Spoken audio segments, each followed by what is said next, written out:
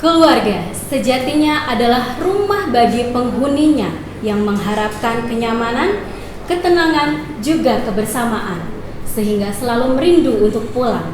Namun tak sedikit sebuah keluarga kehilangan ruhnya karena berbagai konflik yang tak kunjung mereda. Komunikasi merupakan medium paling penting dalam membangun hubungan dan kontak sosial. Kemampuan berkomunikasi sangat dibutuhkan untuk membina hubungan dalam keluarga, terlebih pada pasangan suami istri. Banyak sekali konflik suami istri yang disebabkan oleh cara berkomunikasi yang kurang tepat sehingga pesan yang diterima dipersepsi salah. Bersama saya, Bunga Asriandili dalam Bincang Inspiratif. Di tengah-tengah kita telah hadir Dr. Nita Triana SH.MSI. Beliau adalah dosen Fakultas Syariah Institut Agama Islam Negeri Purwokerto dan saat ini menjabat sebagai Wakil Dekan 2 di Fakultas Syariah IAIN Purwokerto. Selamat siang, Assalamualaikum warahmatullahi wabarakatuh, Ibu Nita. Selamat siang Mbak Bunga, Assalamualaikum warahmatullahi wabarakatuh. Baik, sebelum kita melanjutkan perbincangan kita yang insya Allah akan menarik ya Bu, kita akan menyimak profil dari beliau, Ibu Dr. Nita Triana SH.MSI. Mari kita simak profil beliau. Dr. Nita Triana SH.MSI adalah dosen hukum di Fakultas Syariah Institut Agama Negeri Purwokerto. Beliau meraih gelar sarjana hukum dari Universitas Jenderal Sudirman pada tahun 1991, Magister Sosiologi Pedesaan dari Institut Pertanian Bogor 1999 dan gelar Doktor Ilmu Hukum dari Universitas Diponegoro tahun 2013. Ibu 4 orang putra ini pernah menjabat sebagai Kaprodi Hukum Ekonomi Syariah Pasca Sarjana di IAIN Purwokerto. Sejak tahun 2018, beliau dipercaya menjabat sebagai Wadik 2 di tempat yang sama. Dr. Nita Triana pernah mengikuti Short Course and Sandwich Like Program di Leiden University, Netherlands, dan kursus bahasa Jepang di Kyushu University, Jepang. Beliau juga aktif dalam pertemuan ilmiah di dalam maupun di luar negeri. Baik pemirsa, demikian profil dari Ibu Dr. Nita Triana SH.MSI. Nah, beliau ini adalah dosen hukum keluarga Islam ya Bu. Ya. Baik, sesuai dengan tema kita pada kali ini yaitu komunikasi dalam keluarga. Sepertinya ini akan menjadi perbincangan yang sangat menarik ya Bu, tentang seberapa penting sebuah komunikasi dalam keluarga. Ibu Nita Triana. Ya. Baik Bu, mengingat banyak kasus-kasus perceraian dewasa ini ya Bu, menurut Ibu seberapa penting sih Bu komunikasi itu dalam sebuah hubungan keluarga? Ya. Terima kasih Mbak Bunga. Sebentar saya meluruskan. Jadi saya dosen di jurusan Hukum Keluarga Islam. Sementara mata kuliahnya itu sendiri adalah Alternative Dispute Resolution atau penyelesaian konflik, utamanya adalah penyelesaian konflik keluarga. Ya, demikian. Ya, menarik sekali tadi yang ditanyakan oleh Mbak Bunga, yaitu tentang maraknya kasus perceraian di Indonesia saat ini ya. Kita nggak usah ambil jauh-jauh sampel deh ya. Contohnya misalnya di Pengadilan Agama Cilacap. Tahun yang lalu Pengadilan Agama Cilacap yang mungkin sangat dekat ya dengan Purwokerto itu menduduki peringkat 1 nasional untuk kasus perceraian, yaitu per tahun itu sekitar 6.000 kasus perceraian. Bahkan misalnya untuk Purbalingga sendiri yang masih Pengadilan Agama kelas 1B itu sekitar 2.500 lebih, bahkan sudah tembus sekitar 3.000 kasus perceraian. Nah, salah satu sebab dari banyak maraknya perceraian ini tentu saja salah satunya itu adalah karena komunikasi yang macet antara suami dan istri. Sebetulnya banyak kasus-kasus perceraian yang di dalam suatu perkawinan itu ketika ada permasalahan, jadi bukan perkawinannya yang diakhiri ya, tetapi kita menyelesaikan masalahnya. masalahnya itu salah satunya itu diselesaikan dengan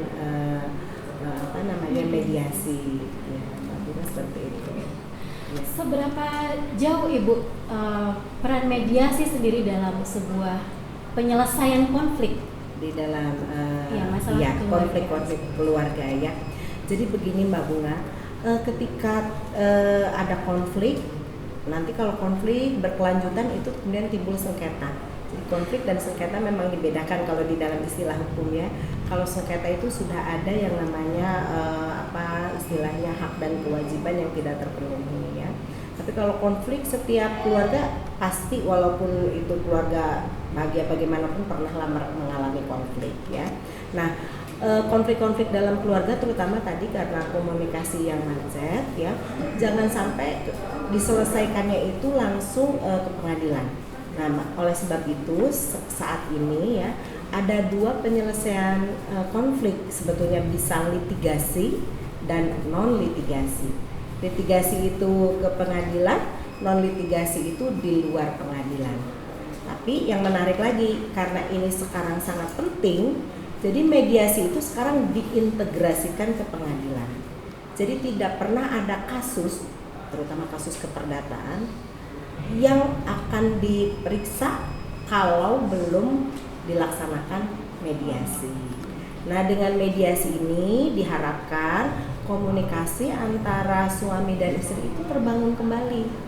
Nah, caranya gimana? Karena suami istri ini mungkin kalau langsung bertemu di rumah juga udah berantem terus ya Mbak Bunga, maka diperlukan penengah yang kita sebut sebagai mediator.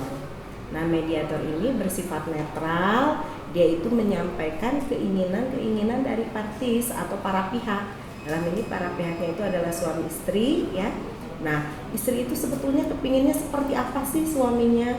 Contohnya suaminya jangan pulang terlalu malam, jangan, bagaimana disampaikan kepada mediatornya. Mediatornya yang akan menyampaikan kepada suami. Gitu Mbak Bunga,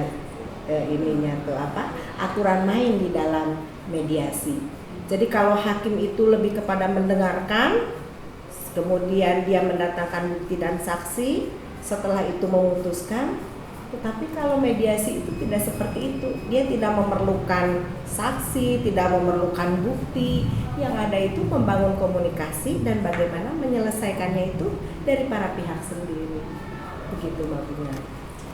Berarti peran mediator itu sangat penting ya, sangat sekali. strategis dalam menghadapi konflik terutama di keluarga, terutama suami istri. Betul. Untuk menjadi seorang mediator sendiri itu orangnya seperti apa Ibu? Menariknya mediator ini Mbak Bunga ya, bukan hanya disyaratkan sarjana hukum loh ya, tapi yang penting S1. Syaratnya itu memang sudah S1.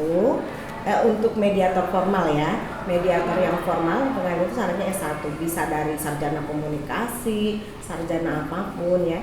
Dia yang telah mengikuti pelatihan yang kemudian nanti akan diberikan sertifikat mediator oleh Mahkamah Agung secara resmi. Nah, syaratnya banyak, dalam hal ini syaratnya itu bersifat netral sebetulnya, kemudian juga dia tidak memiliki hubungan atasan bawahan dengan para pihak, tidak memiliki hubungan keluarga sehingga dijaga kenetralitasannya itu. Dan yang penting lagi, mediator itu adalah seorang, boleh dikatakan komunikator yang ulung, karena dia yang akan mengkomunikasikan para pihak tersebut Mbak Bunga. Jadi di sinilah sebenarnya letak integrasi antara hukum dan komunikasi ya. Jadi penyelesaian sengketa itu bukan hanya diselesaikan di meja hijau oleh hakim loh ya, tetapi juga di sini justru sekarang lagi trennya itu dengan jalan komunikasi yang baik gitu. Baik, Bu Nita, dengan adanya mediasi, ini sebetulnya ada nggak sih Bu datanya bahwa dengan adanya mediasi berhasil menekan tingkat perceraian? Ya, sayangnya itu memang belum. Kalau urusan untuk, justru begini, riset-riset yang kami adakan di pengadilan agama, karena sekarang hukum ekonomi syariah juga sudah masuk ke pengadilan agama, menjadi kewenangan absolut pengadilan agama. Ya, jadi kalau untuk hukum ekonomi syariah itu sangat efektif mediasi itu, tapi sayangnya khusus untuk keluarga ini Banyak mediasi itu yang tidak melampaui target yang diinginkan.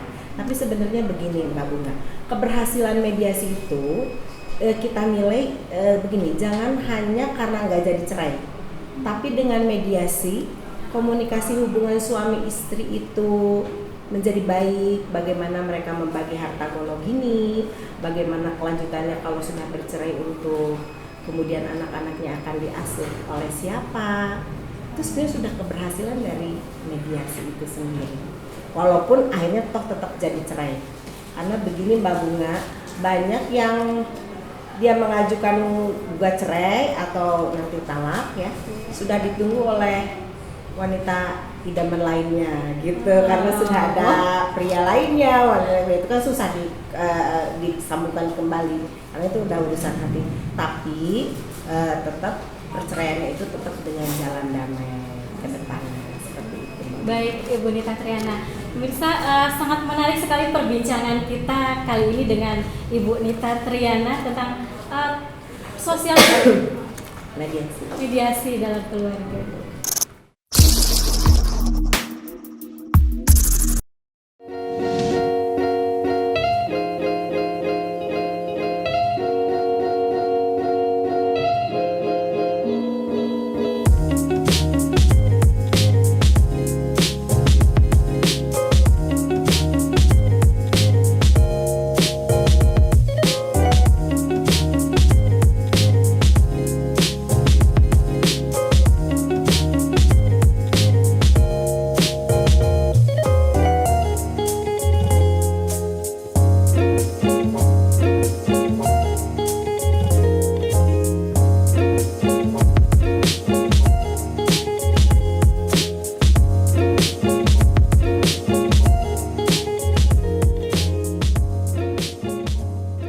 Menjadi mahasiswa ilmu komunikasi, saya sangat senang dengan kegiatan belajar mengajar yang berada di dalam kampus.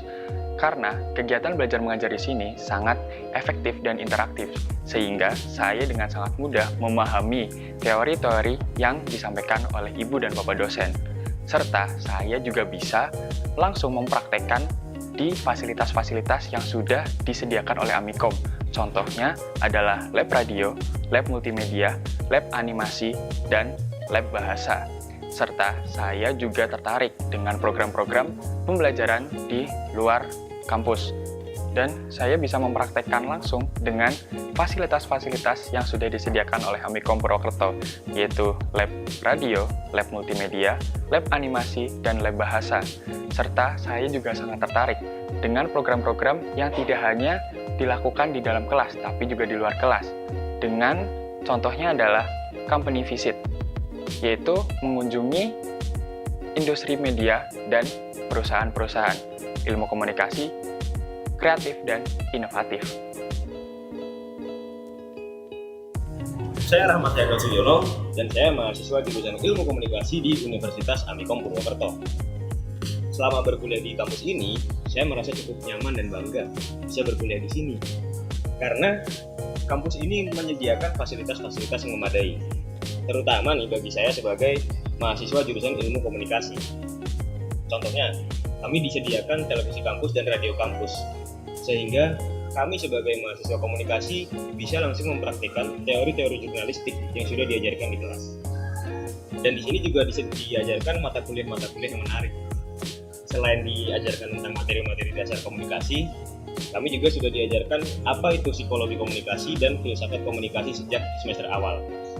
Dan dosennya juga menyenangkan, karena yang orang banyak tahu kan psikologi dan filsafat itu sesuatu yang menyeramkan dan sulit gitu. Tetapi kami sebagai mahasiswa di sini bisa memahami itu dengan baik, sehingga kami bisa langsung mempraktikkan teori-teori yang sudah diajarkan di kelas di kehidupan sehari-hari secara optimal.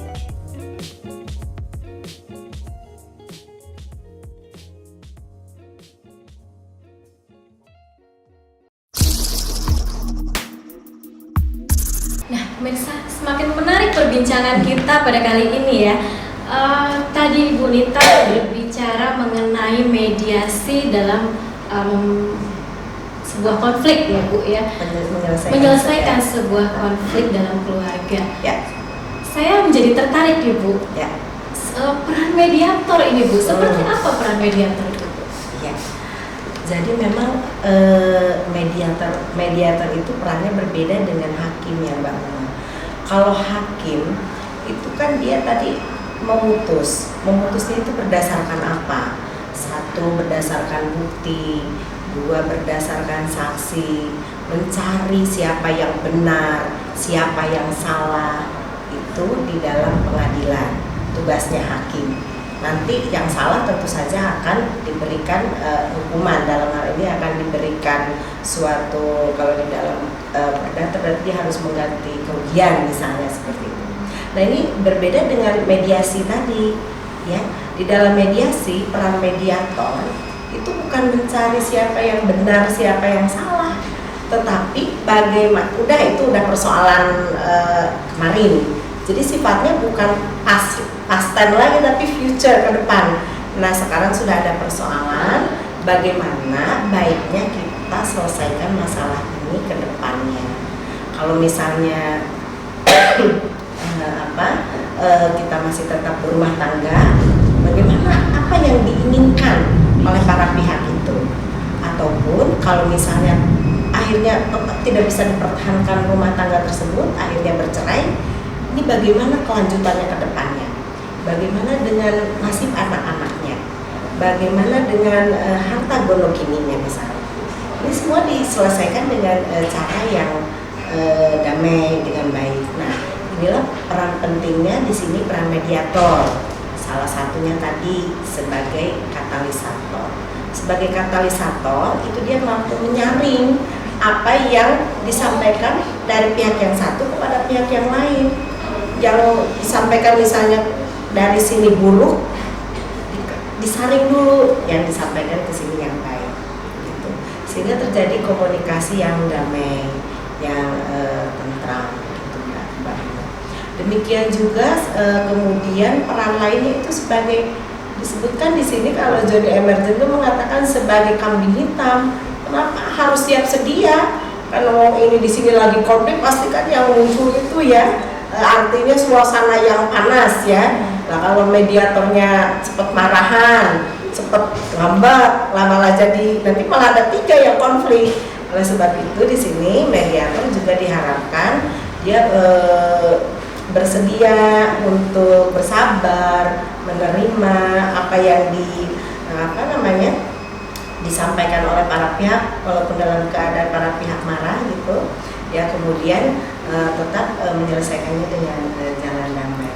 Demikian Mbak Bunga. Menarik sekali ya Bu.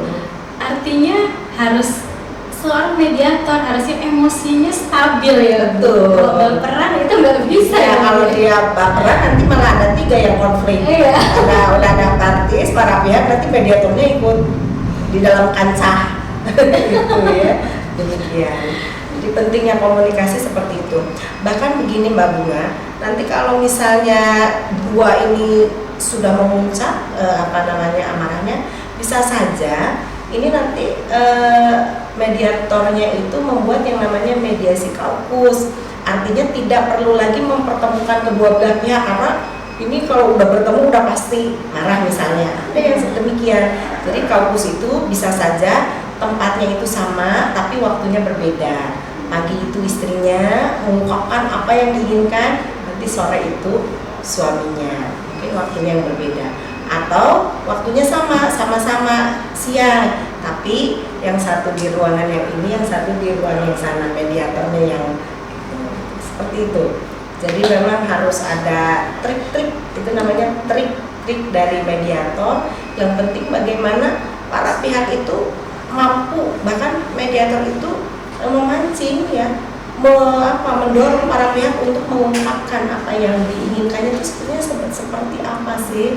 Dan sebetulnya ini sangat potensial. Kalau mediatornya baik, itu hasil riset kami di Pengadilan Agama Purwokerto Mbak Bunga, ini bahkan sudah akhirnya sekitar 10 sampai berapa pasangan itu tidak jadi cerai. Nah, begitu. Tapi keberhasilan mediasi tadi yang tadi di statement pertama kita katakan, bukan hanya nggak jadi cerai, bisa jadi cerainya jadi, tapi nggak jadi marahan, tetap cerainya itu baik-baik. sehingga nanti di dalam mengasuh anak bagaimana caranya, pembagian harta tetap dengan jalan yang baik.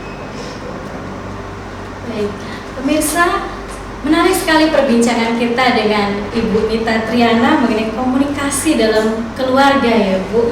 Cara berkomunikasi terhadap pasangan kita ya Bu. Iya. Ternyata komunikasi tidak bisa kita acuhkan ya Bu. Justru itu memegang peranan penting dalam Betul menjaga sekali. hubungan keluarga, terutama suami Iya. istri. Bahkan nanti sampai pun konflik itu sudah meruncing pun penyelesaiannya harus tetap dengan komunikasi, yaitu dengan jalan mediasi tadi Mbak Bunga.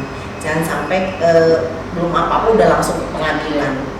Nanti kalau apa-apa langsung ke pengadilan, ya banyak keluarga muda konflik sedikit cerai. Iya. Ya, seperti yang di TV-TV itu banyak sekali. Seperti yang dialami para artis ya Bu. Iya, benar ya. Iya, jadi berani. Baik, Bu Nita, ada tidak Bu kasusnya Bu mediasi itu tidak berhasil sama sekali? Ya, artinya begini, tidak berhasil sama sekali itu karena satu, dinilai tidak berhasil itu satu karena tetap misalnya jadi bercerai, kedua tetap terjadi permusuhan yang memuncak. Itu biasanya gini Mbak Bunga, karena satu pihak itu misalnya dalam KDRT misalnya ya, di situ ada KDRT, nah itu memang seperti itu tuh agak sulit untuk disatukan. Tapi biasanya mediasi itu walaupun dengan adanya mediasi, walaupun tetap bercerai, biasanya bercerainya itu dengan baik-baik biasanya ya. Terutama kalau para pihaknya itu memang nggak hadir di pengadilan, bukan diwakili oleh pengacara, biasanya itu akan ya namanya mediasi itu. Mungkin nanti bisa para pemirsa melihat sekarang ruang-ruang mediasi di pengadilan agama itu sudah sangat baik. Kenapa? Supaya para suami dan istri itu tadi diharapkan kembali ke masa silam ketika mereka bertemu, acara, terus sampai membina tali rumah tangga yang bahagia. Kok bisa sih diakhiri malah dengan permusuhan seperti ini? Makanya kalau dulu ruang mediasi itu sempit kesannya ini, kalau sekarang tuh ruang-ruang mediasi pengadilan agama dibuat indah, dibuat nyaman supaya para pihaknya juga benar-benar mengingat kembali masa-masa manisnya. Masa selama berumah tangga tidak pernah ada masa manisnya seperti itu.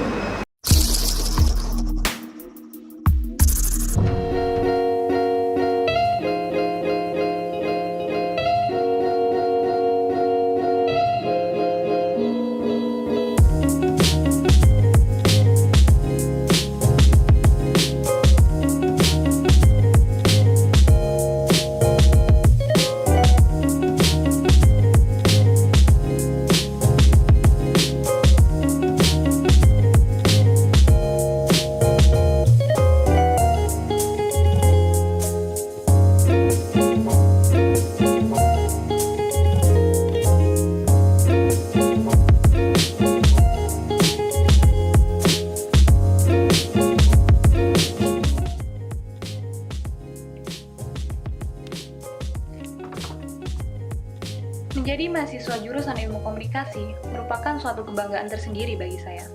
Banyak yang menyatakan bahwa orang memilih program studi ini untuk melatih skill berkomunikasi agar dapat melakukan komunikasi secara efektif di mata masyarakat maupun untuk mendapatkan pekerjaan sebagai seorang jurnalis, public relation, atau marketing officer. Dan jurusan ilmu komunikasi di Universitas Amikom Purwokerto ini telah menjawab harapan tersebut. Hal ini sesuai dengan ekspektasi saya, bahwa dengan belajar ilmu komunikasi, saya dapat secara langsung mendapatkan dampak dari teori dan praktek komunikasi pada pribadi saya. Misalnya saja pada hal literasi media. Memiliki analisis kepekaan yang tajam dalam mengkritisi sesuatu, memahami framing berita dan media di media massa, serta meningkatkan hubungan dengan masyarakat. Selain itu, dengan belajar ilmu komunikasi, memudahkan saya dalam berinteraksi dengan sesama, serta membentuk pribadi saya sebagai pribadi yang lebih kreatif dan berpikiran terbuka. Hi, my name is Umil Sari. I'm a student of Communication Studies of Amikom Purwokerto University. I chose this study program because of these reasons. First of all, communications is critical to human behavior and social interaction. So I believe communication skills influence its quality of interaction and relation with other people. I'm also an extrovert type person, so I'm so excited to study communication. What made me impressed at studying communication hard, even though communication is a new study program in Amikom Purwokerto University, but the uni provides the student with great facilities such as radio and TV studios, animation, multimedia, and language studio. Since the first time, we have been given an opportunity to have practical studies such as being a presenter, involving in a talk show, and so on. On other hand, of course, the lecturers are facilitators with their heart, and also they are not only a coach, but they are also friends and we can talk to. I'm happy as well to meet new friends. We are like brothers and sisters. We learn together and make good relations. Well, life is not always easy, but we have to stay calm, open-minded, and responsible for whatever we do. Thank you.